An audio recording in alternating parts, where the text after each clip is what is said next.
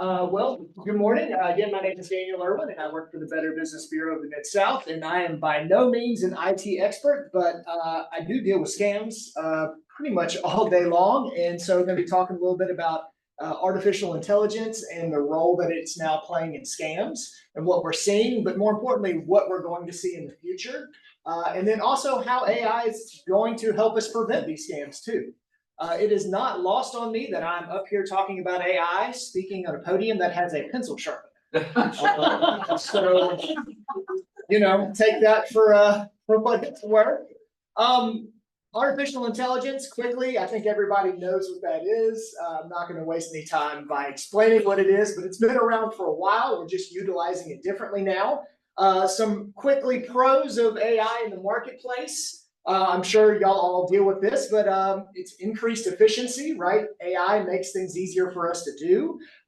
Enhanced customer experience, right? There's lots of ways that AI can enhance that customer experience. Cost savings. If you have the money to use AI, it eventually will pay for itself, right? It can be cheaper. Better data-driven decisions and innovation and competitive advantages, right? Those are all pluses. Scalability, you can scale AI to whatever your needs are, so that's a pro. Some cons of AI in the marketplace. We often don't think about job displacement, unfortunately, as AI continues to grow. Some of the jobs that we see currently now will eventually go away and will be done by computers. High implementation cost, right? It can be cost effective once you have it and once you're utilizing it properly, but it can be very expensive to start up, right? We see that in a lot of different areas. I'm sure you do too. The big ones are data privacy concerns. It's still a new space, even though it's technically been around for a while, since the 50s, we're still grappling with how to control it. We don't currently have a lot of laws or legislation that protect your privacy when it comes to AI. So that's, another negative. Also the security risks. Everybody always hears about data breaches, right? Something we deal with all the time. There's a major security risk when it comes to AI. And we're still trying to navigate through all of that. Why am I up here talking about AI? Again, I'm not an IT person. I utilize AI kind of in our database at work. I use ChatGPT and some of the other, free available engines out there. But, when it comes to using data and crunching data and using all the systems we use, it can be very helpful. But probably what I see, and the reason why I'm here is AI and scams. Everybody knows what scams are. Everybody knows kind of how prevalent they are. But when I say AI and scams, what's the thing that comes to mind? Does anybody have an example of how AI might be, or what you think AI has been used in scams? Yes, sir. Substituting voices or images. Yes. Yeah, that's a big one. So basically, what is happening now with AI in scams is simple things, right? How many people get, 37, 50 calls a day on their phone, and it says scam likely on it, right? Mm-hmm. It didn't always say scam likely, and a lot of times it doesn't say scam likely, right? But a lot of times caller ID can be spoofed, and that's artificial intelligence, right? Anybody that's got an app and knows how to use it can spoof their caller ID. So that's one way scammers have historically used it. If you get a phone call and it says MLG&W, and you answer the phone and they say they're MLG&W, you might believe that they're really MLG&W.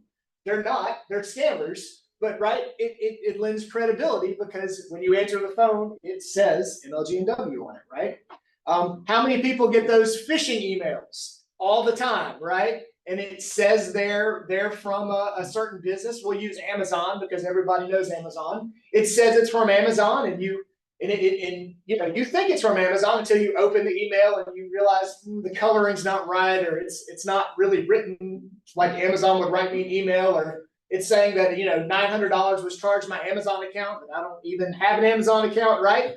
But it says it's from Amazon, so you may think it's from Amazon until you hover over the to address or the from address, and you see that it's really from Amazon@gmail.com, right? but they're spoofing that email address.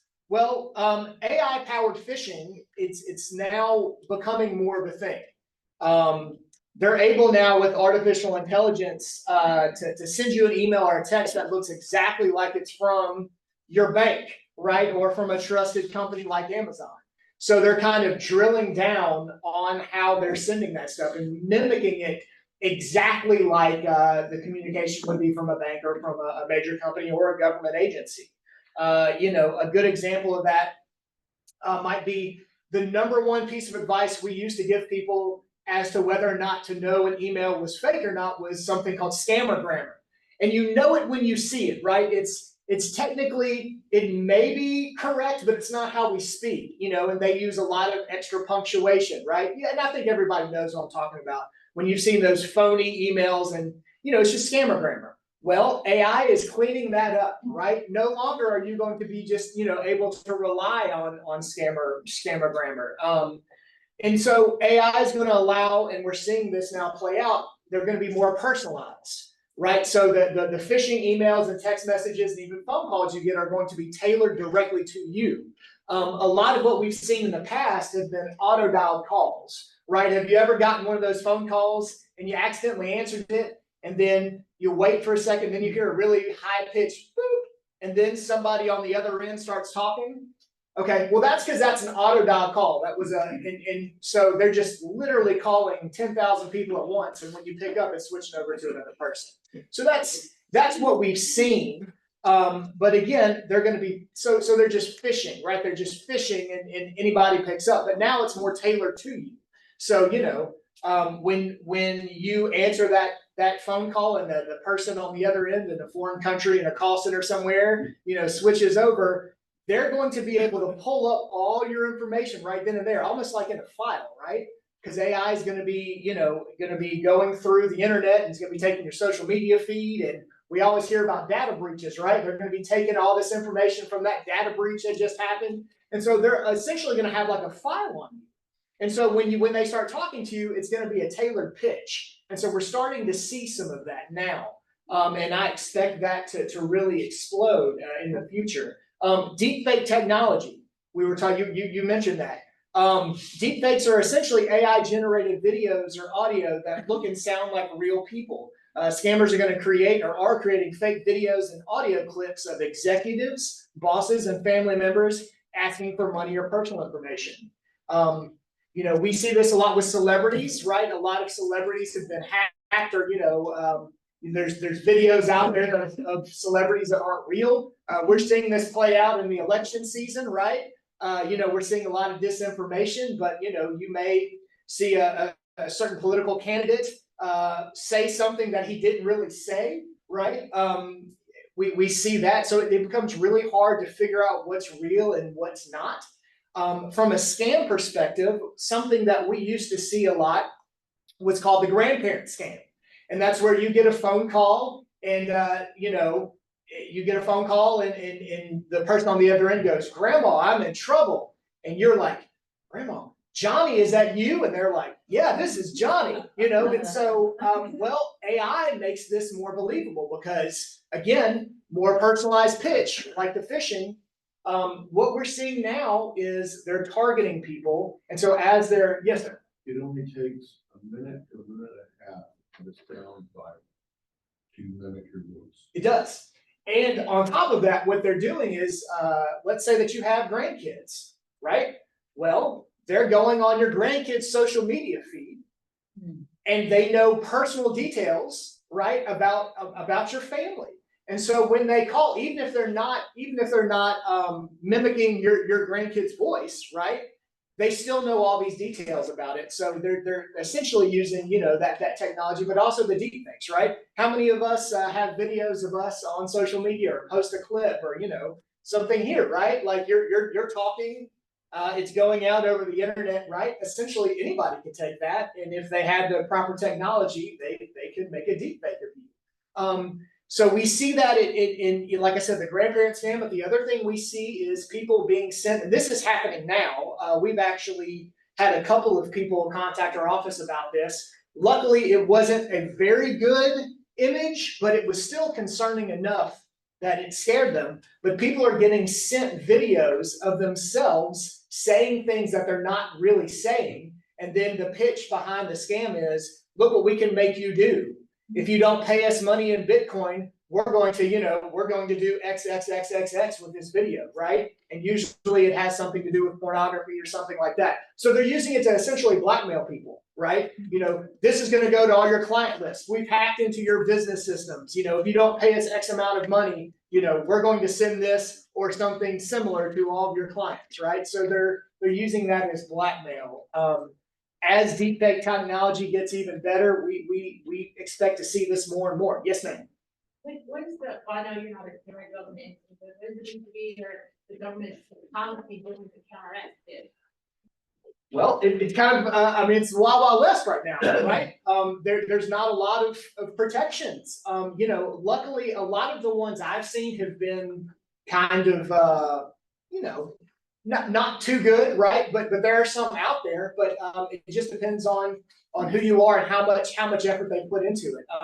That's a really good question. I can tell you from our end, from the Better Business Bureau's end, we don't really have a lot to do with preventing the scams other than just education, right? Explaining what's out there and just kind of what your options are if you've been scammed, just kind of warning things to look out for.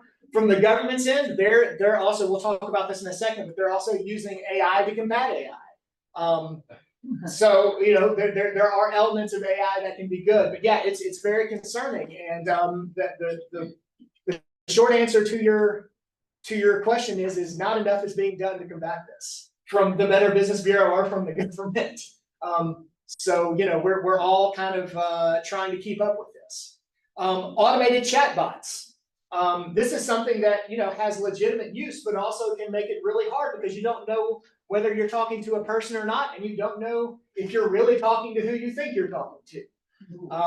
It can be great for customer service, but it also can be very frustrating. And I mean, there are times where I think I'm talking to a person, and then you'll see something in a chat, and you're like, okay, that's a bot. But like, it can be confusing sometimes to know whether you're talking to a person or not. But how it can be used in scams is, you can imagine. But one of the things that happens a lot non-AI related is anybody can advertise on Google. Anybody can do that. And so what a lot of times people do is they Google customer service numbers, right? So for instance, enterprise rental car. This is a big one. If you Google enterprise rental car, the first things that are going to pop up are going to be paid advertisements. And a lot of times people just call the number, the first one they see, assuming, well, Google's been at this. So if Google tells me this is Enterprise's number, it's got to be. It's not. Scammers operate like a business, right? They do ads on Google. So what happens is people call the number. You call that number, and what does the person on the other end answer the phone? Good morning, Enterprise Rental Car. And so you think that you've gotten an Enterprise rental car reservation, and what have you done? You've given them your personal information because they need that. You've given them your credit card information. Then you have no idea that you gave it to a scammer until you go to pick up your rental car and they don't have any, record of that transaction. Well, similar things are happening with customer service, right? So you're getting a text message or something, maybe, and again, remember, they're targeting you because they know more information. They're able to crunch data, right? So you may post something on Facebook about how you're frustrated with an interaction with, let's just use AT&T or whatever, right? Well, then you may be targeted with a text message saying, this is AT&T. We see that you're unhappy with your service. We'd love to talk to you. It sends you a link, right? Or something like that. And the next thing you know, you're chatting with someone who claims to be from AT&T. And you may really think that you're dealing with them, but you're not. Eventually, they're going to get around to try to get your personal information and pay, payment somehow, some way, but it can be very hard. So that's one thing that we're going to see more and more of is these chat bots. And so you're never really going to know whether you're dealing with a human or not. And what makes it more confusing is that's also becoming the way of legitimate business. So it's just going to be more important ever to vet things. Social media scammers. AI allows scammers to, again, gather information from your social media profiles, like your job, your interests, your connections, and use that data to create highly targeted scams. Again, kind of a similar thread, but it's using existing technology and just enhancing it and making it harder and harder to figure out what's real and what's not. Some of the ways that AI can and should be and will be in the future used, to maybe protect ourselves from scams. AI-powered fraud detection.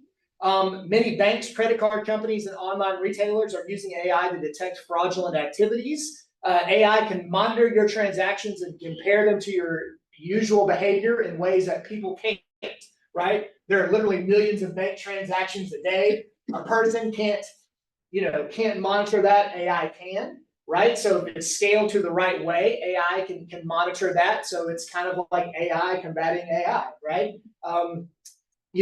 Make sure your bank and credit card accounts are set up for fraud alerts, right? That's a really good thing that you can do.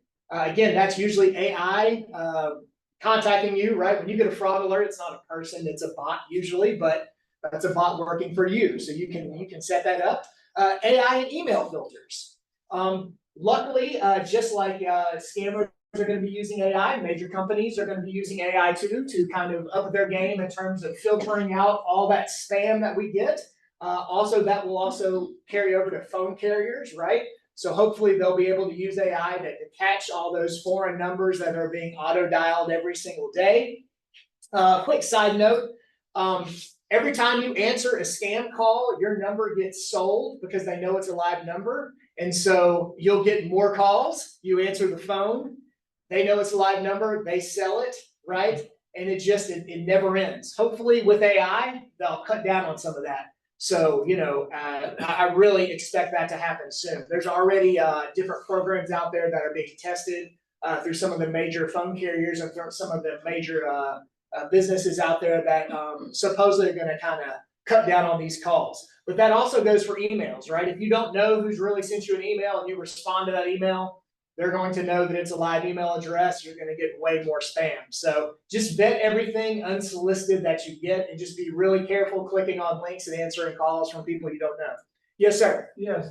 Daniel, can you give me a comment on, there's some advertising we see on Google versus DuckDuckGo or something like that. Can I get your comment on that where they don't follow you? Google's.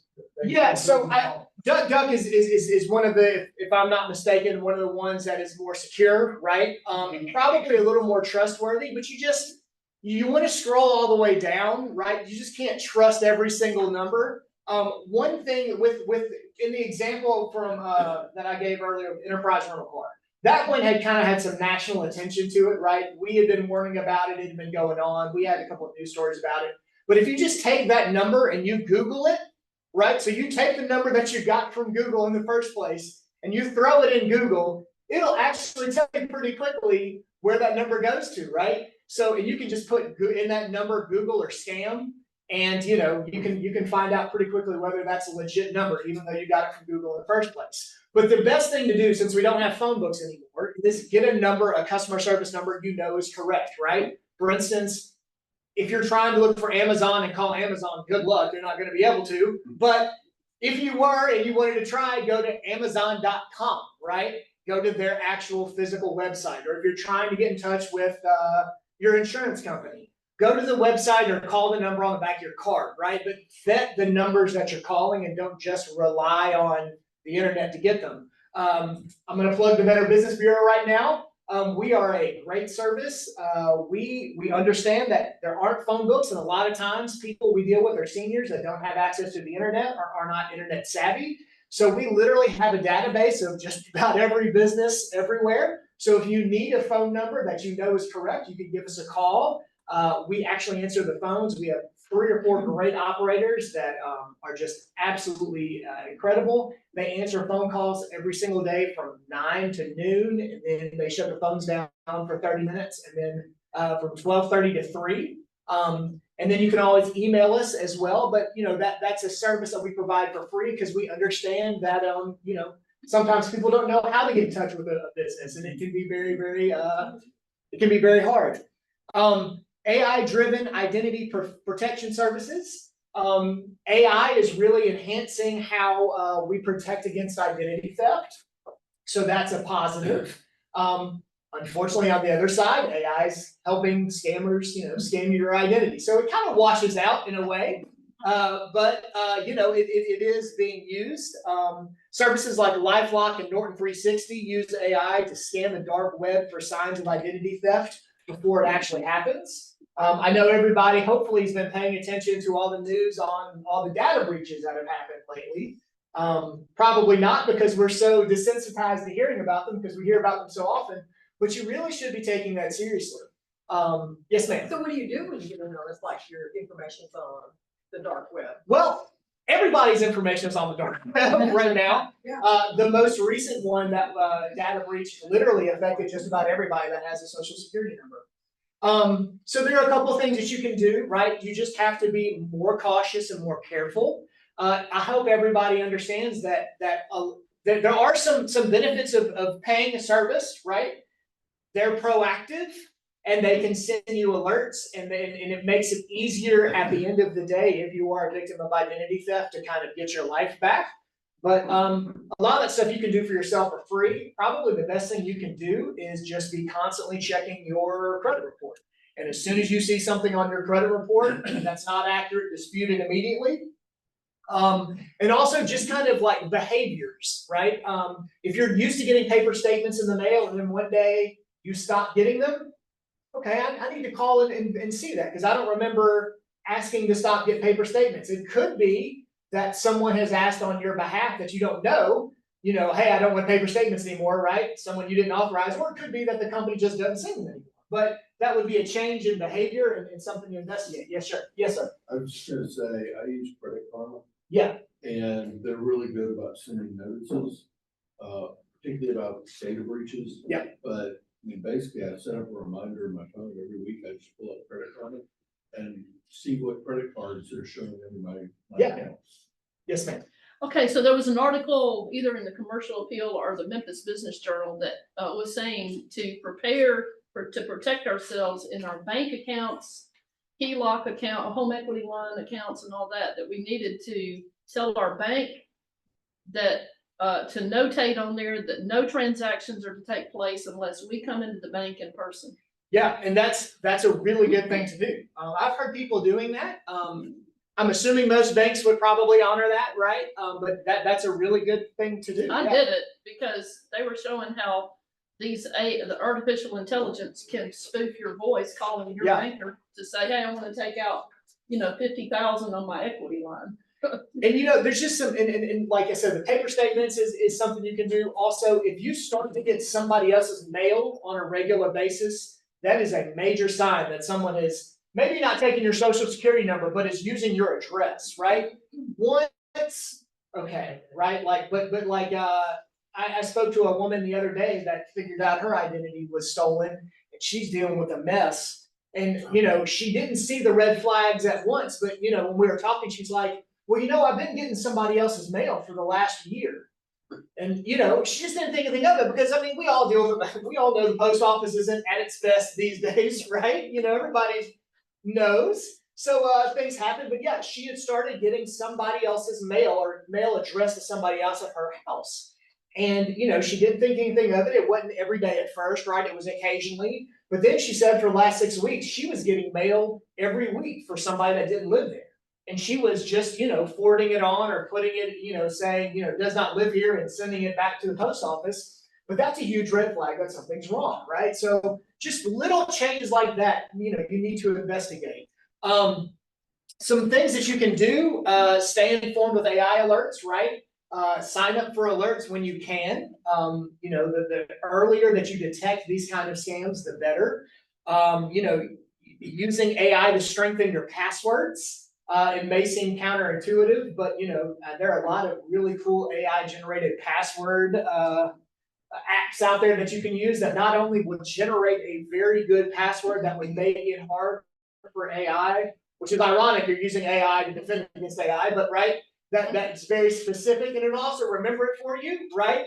So that's something that you can do. And then two-factor authentication with passwords is something we strongly recommend. It can be very, very, it's not the most convenient thing, right? Having to get a text message or a second authentication. but it can be, I mean, it's something you need to do.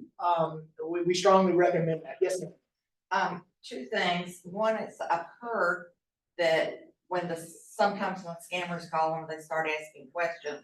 They're looking for you to say yes or I agree or something so that they can use your voice to order things or get money.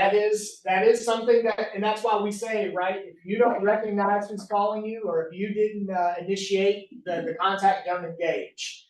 It's hard to do because, phone rings, we answer it. Y'all are all business owners, right? You have to answer your phone, right? Like, I mean, you don't want to miss out on business. But as soon as something like that, happens, you just need to be aware, right? I always answer questions with a question. Who am I speaking with? Well, who am I speaking with? Right? I'm polite, but I'm very cautious. And things like that, right? Answer a question with a question. Until I know who I'm talking to, I am very aware of that. And I try not to give any information until I'm extremely confident who I'm speaking with. Yes, sir. This is something that happened to me recently. I had read about it, and it happened to me like 2 days later. I'm sent an email, a photo of my home. Actually, it was a photo of my mailbox and a photo of my next door neighbor. The point was, they were saying, we've been watching you. We know who you are. We know where you live, and make very generic statements about, we know what you've been doing. Yeah. And I would be ashamed of it too if I were you.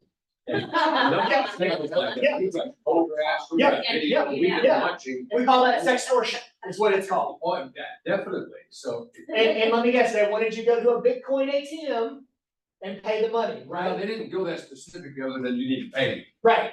And it had Or been I just read damaged. about this using a photograph of your own home. Yeah. Which, like I said, they kind of missed mine, but I thought that was very interesting, because I've And never that's- seen that. And take that a step further, right? Can you imagine being blackmailed with a photo of a family member or something, right? Like, I mean, your mind kind of goes to the races when you think about this kind of stuff. So real quick, no matter the scam, probably the best advice that I can give you is scammers even if it's AI generated, scammers are going to want you to pay a certain kind of way. Remember, gift cards are for gifts, not payment.